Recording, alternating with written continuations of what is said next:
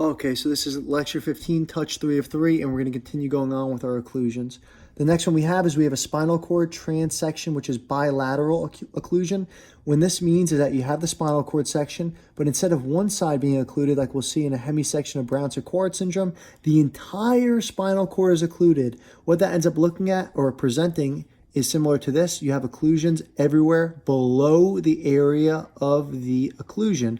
And the reason this happens, right, the reason you lose all sensory loss or all sensory input below the level of the occlusion is because of the fact that it's bilateral. So if you can imagine, and even we drew it here, you could see that if you're below this level, right, or if you're below this lesion, if you try to do your pain pathway, your PT pathway, you would come in, you would synapse, you would go across the anterior commissure, you would go down, you would go up, and it would be occluded. That would happen on both sides. Now look at your PVT pathway in blue. You would come in, you would synapse, you would go straight up, it would be occluded. You could not do that either. You can't even use commissures, or you can't even use Lasauer's tract here because the entire thing is occluded. There's nothing you could do at this point. So if you have a spinal cord transection, which is bilateral, everything below this region is gone. So that's why you have this picture here. Okay, what else do we have next? Next one? Yep. You got Brown-Séquard? Yeah, so Brown-Séquard. Wait, did we do Brown-Séquard next? No, we'll do it now, yeah. All right, so spinal cord hemisection, Brown-Séquard syndrome, right? We know that this is a hemisection, so one side of the spinal cord is damaged. So we have a complete one side is occluded, and you can see that you're going to always have in Brown-Séquard syndrome ipsilateral deficit of PVT. Yep. So Because look at this guy. Yep. Comes So in, any tries to go touch, up. any touch, vibration, and pressure is going to be ipsilateral to the occlusion. So you always know that if you're looking for which side is the occlusion on, you just have to know where the ipsilateral deficit of PVT is. Yep. Compared to pain and temperature, which is always on the contralateral deficit. Why? Because you can see that as it comes in, it has to cross over and then ascend up. And when it ascends up, it runs into the occlusion. Yes. So because of that, and we drew this from T4 to T6, so you can specifically see that there's no Lasauer's tract for pain. So you can't get around that. And so that means that you're always going to have staggering. Oh, that's something else. Okay, give me a second.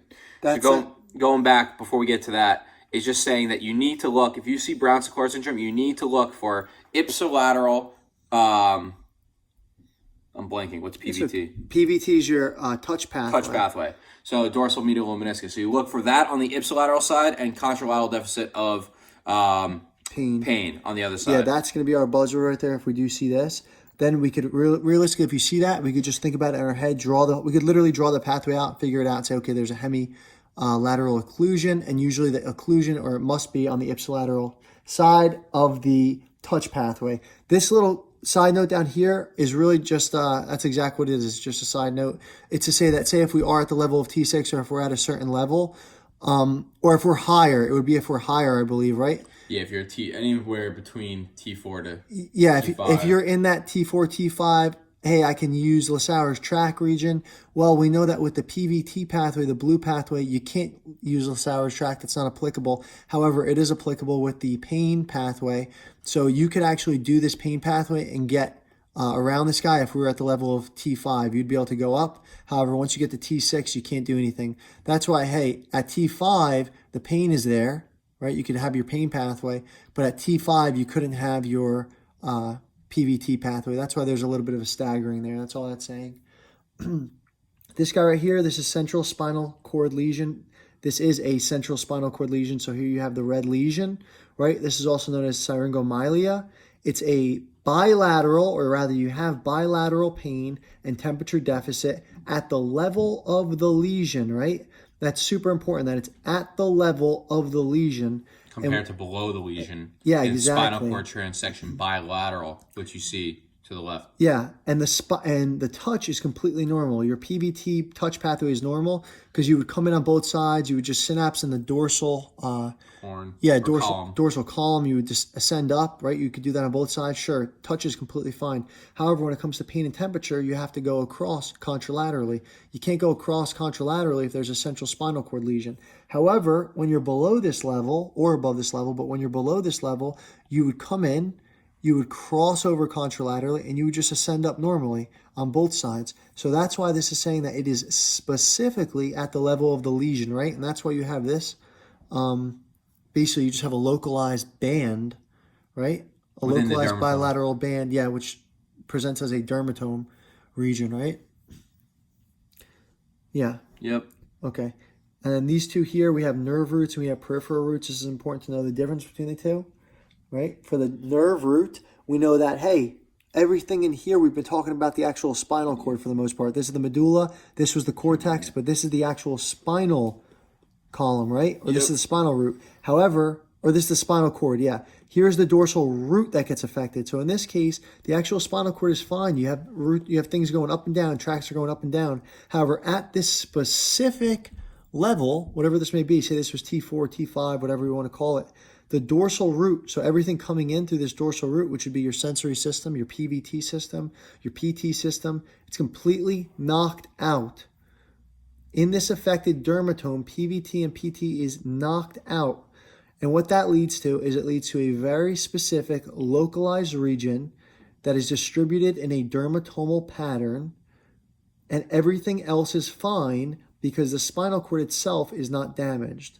So every other level is fine, but because it's just the dorsal horn, right? It's literally like where the DRG is, where you're synapsing, and you're coming into the spinal cord, then that is why it's seen in a dermatome pattern, because you have the spinal cord. But the interesting thing about this, right, that's a spinal cord compared to a spinal cord injury, which you would also say is dermatome fashion, is what? Is that here, it's only going to be... Which one? It's okay. I think I can't even see it at this point. One thing we need to make sure we're doing, though, is we Yeah. need to be able to distinguish between this guy, and this guy, right? Because they all have similar all have presentations. The thing is, what did it say in the slide? It said the nerve root, right? Yeah. The nerve root was a dermatome fashion, but it was at just what? So from the actual slides, it says ipsilateral sensory deficit in the affected dermatome. So ipsilateral, that's the difference between these two, right? This is bilateral. First of all, this is bilateral, just pain and temperature. Over here, this is ipsilateral, so it's on the same side that you have the lesion, right? And it's a sensory deficit, meaning both pain and temperature, pressure, vibration, whatever it is, Yeah, pressure, it's vibration, all touch. gone. It's all gone, but it's gone on the ipsilateral side, right? Whereas the other side, you could see nothing's affected on this guy's right side, right? Yeah, so it's ipsilateral, okay, versus bilateral. Yeah, so we have to be able to just distinguish between this guy, and know whether or not it's in a dermatomal fashion, somatotropic, meaning it's above the spinal cord, or a nerve fashion. The very last one, these two are nerves. This one specifically is the peripheral nerve fashion, right? Or this guy is nerve fashion. And all this is saying is that we're not looking at a specific dermatome, but rather we have an actual nerve that maybe we learned about in MSK being damaged or being occluded, right? And we just said basically it's ipsilateral deficit in the region of the supplied nerve. So what we were saying is that if you have your right hand is damaged or has carpal tunnel syndrome, then the nerve damage is on your right side. So it's basically, that's all we said. It's just ipsilateral, the deficit and the nerve damage both on the same side. There's no trickery here.